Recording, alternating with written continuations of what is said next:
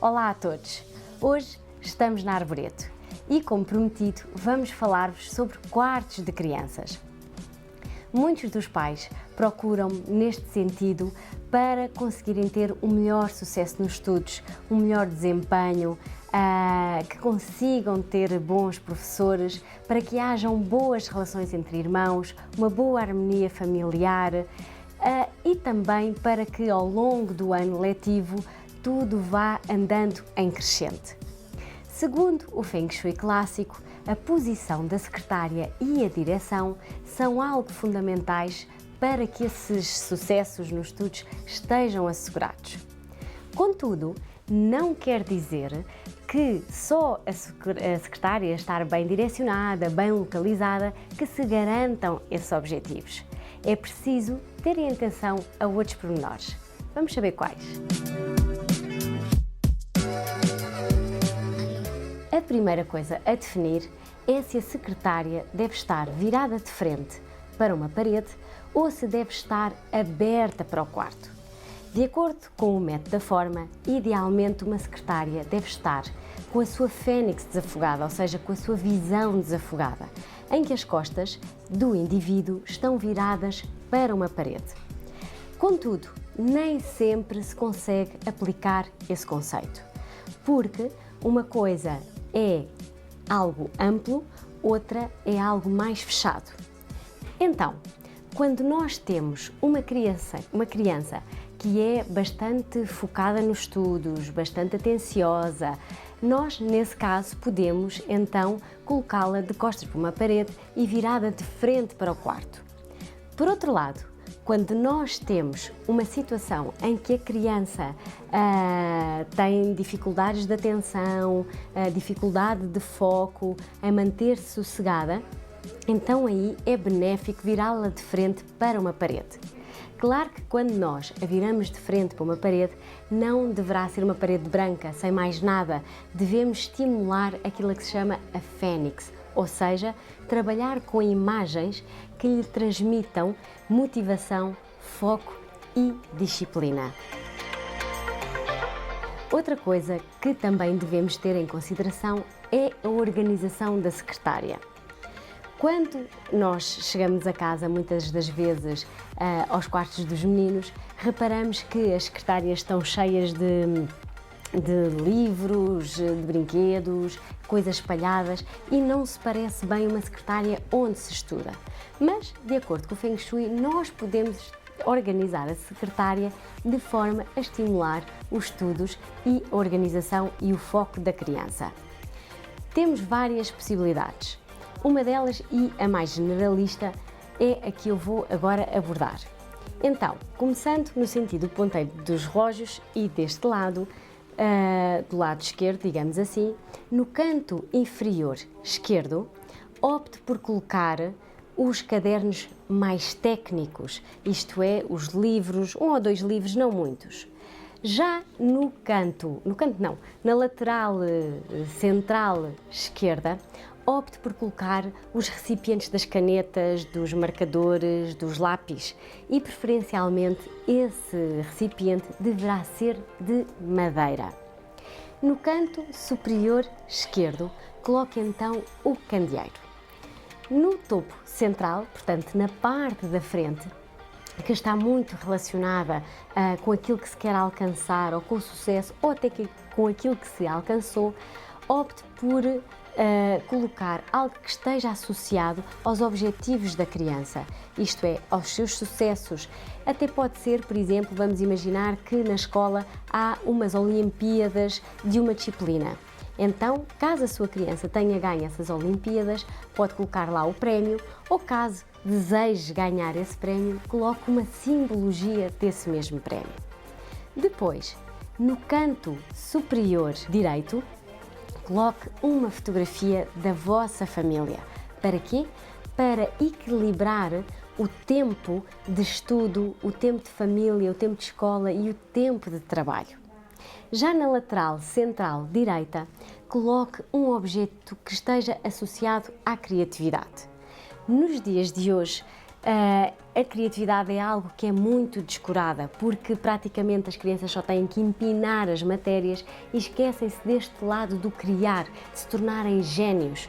Então eu desafio que coloque um objeto que estimule essa mesma criatividade. Claro que não pode ser um objeto que as distraia, porque senão vão estar mais tempo no mundo da lua do que propriamente a estudar, mas deve haver aqui um bom senso. Se por acaso tiver alguma dificuldade em criar esse equilíbrio, acrescente-lhe um relógio, porque assim tem o incutir do ritmo e tem também a criatividade. Já no canto inferior direito, coloque a agenda e a caderneta da escola. Assim, com a secretária organizada, vai ver que o seu filho consegue se concentrar muito mais nos estudos. Depois, há outro pormenor também a ter em conta, que é o sítio onde se guardam os livros da escola. Idealmente, os livros da escola devem estar numa prateleira ao lado da secretária. E essa prateleira, se estivermos a falar dos livros do ano em questão, deve estar ao nível do presente, que nós já falámos em vídeos anteriores. Já os livros de anos anteriores, caso os pretenda guardar, podem estar nessa mesma estante, mas numa prateleira mais abaixo, ao nível do passado. Depois, há outro pormenor também a ter em conta em relação a este móvel, que é, esse móvel não deve ser demasiadamente alto em relação à secretária. Caso contrário, o que vai fazer é uma energia algo deste estilo, em que afunila para a cabeça do seu filho e pode não deixar que o lado dele, seja de estudos, seja de criatividade, se desenvolva tão bem. À semelhança, há quem opte por colocar prateleiras em frente à secretária, isto é, por cima da secretária, e do ponto de vista do Feng Shui, as mesmas não são benéficas. Porquê? Porque quando a energia circula, faz este movimento e é como se criasse alguma dor de cabeça ou limitasse até o evoluir dos estudos e da própria criança. Quando as crianças regressam a casa, muitas das vezes deixam a mochila espalhada. Por um lado, ou aparentemente, isso até poderá ser algo desagradável, mas em boa verdade até não é. Porquê? Porque as mochilas vêm carregadas com aquela energia de que andaram por todo o lado, pela escola, às vezes até aos pontapés. E até é bom que a mochila fique por uns momentos à porta de casa para descarregar essa energia extremamente ativa. Contudo, passados esses momentos, deve ser colocada junto à secretária no quarto dos seus filhos. Depois de lancharem e de descontraírem um bocadinho, está na altura de ir fazer os trabalhos de casa. Depois desses trabalhos de casa estarem terminados, a minha sugestão é que preparem logo o dia a seguir. Não deixem essas tarefas para depois do jantar, porque acabam por estar com alguma ansiedade, com algum stress, a pensar: ainda tenho que ir preparar as coisas, ainda temos que ir preparar o saco da ginástica, o saco da natação. Não. A minha sugestão é, acabaram-se os trabalhos, prepara-se o dia a seguir, com os cadernos que vão ser precisos, com as coisas que vão ser precisas, e coloque tudo logo no sítio, tudo preparado para o dia a seguir. Depois, há outro aspecto muito importante e que para mim me faz todo o sentido, que é a organização do tempo.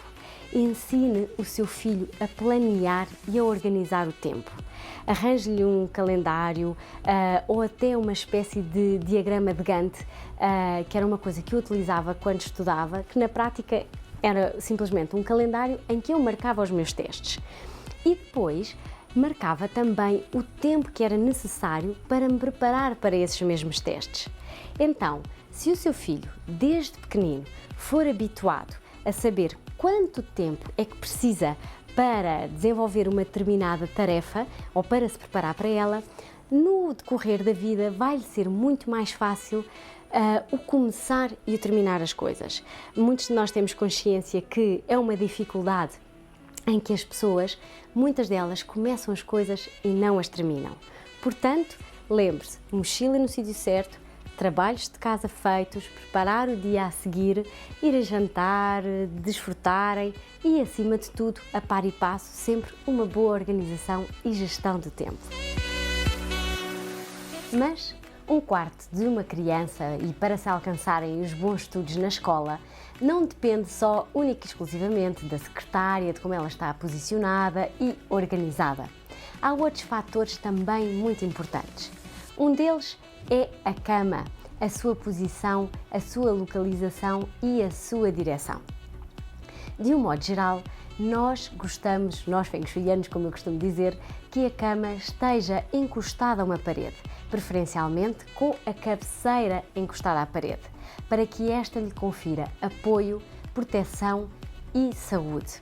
Claro que as camas também podem, em alguns casos, estarem encostadas com as laterais, em vez das cabeceiras, aí só se tem que ter o cuidado se é rapaz ou se é rapariga, para se manter o lado masculino ou feminino mais ativo, consoante o caso. Caso essa cama esteja encostada à parede com uma das suas laterais, é importante garantir que atrás da cabeceira tem um móvel mais alto para o mesmo fazer de tartaruga, ou seja, a tal proteção, o tal apoio que é necessário.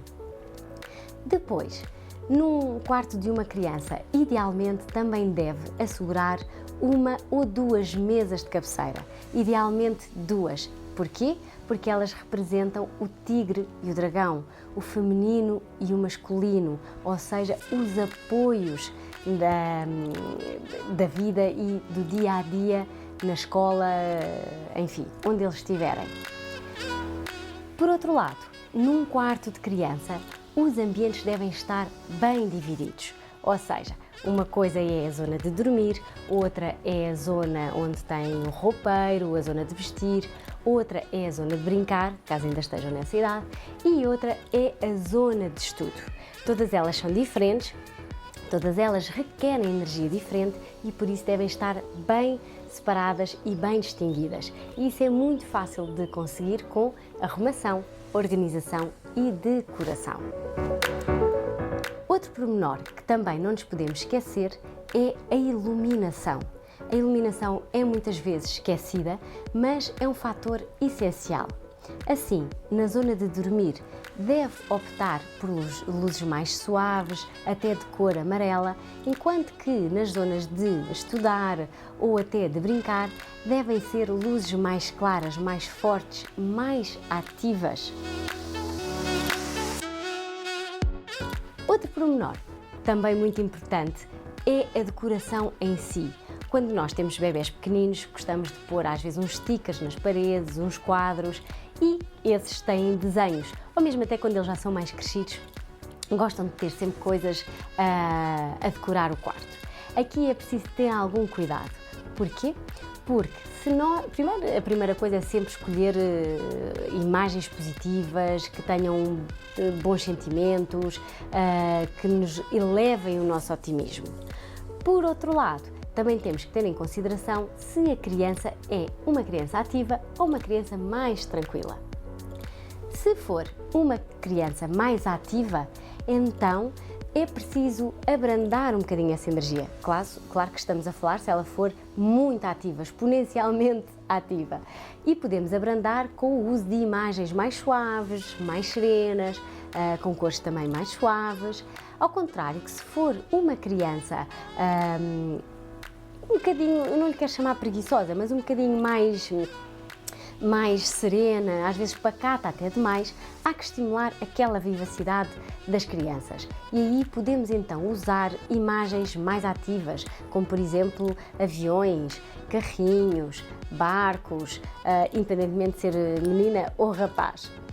Outro pormenor também muito importante são os cortinados. É algo que muitos descoram, principalmente quando mudam de casa, que deixam mais para o fim, mas é por aí que muitas das vezes nós devemos começar. Os cortinados fazem o balanceamento entre o chi exterior e o interior, que é necessário abrandar, principalmente nas grandes cidades em que do lado de fora estão ruas muito ativas e muito movimentadas. Por fim, outro pormenor também muito importante são os vidros. Se quer que os seus filhos tenham os objetivos bem claros e bem definidos, mantenham os seus vidros bem limpos. Claro que um quarto com bom Feng Shui há muitos pormenores ainda que faltam mencionar, mas eu penso que com estes já consegue atingir bastantes resultados. Resta-nos agradecer à Arboreto por nos ter cedido este espaço giríssimo e também relembrar-vos de colocarem no vosso boião aquilo que gostaram mais de fazer neste mês de setembro. Para terminar, em outubro vamos falar sobre o regresso do outono, ou seja, como preparar a sua casa para o outono. Até lá, fiquem bem, cheios de boas energias.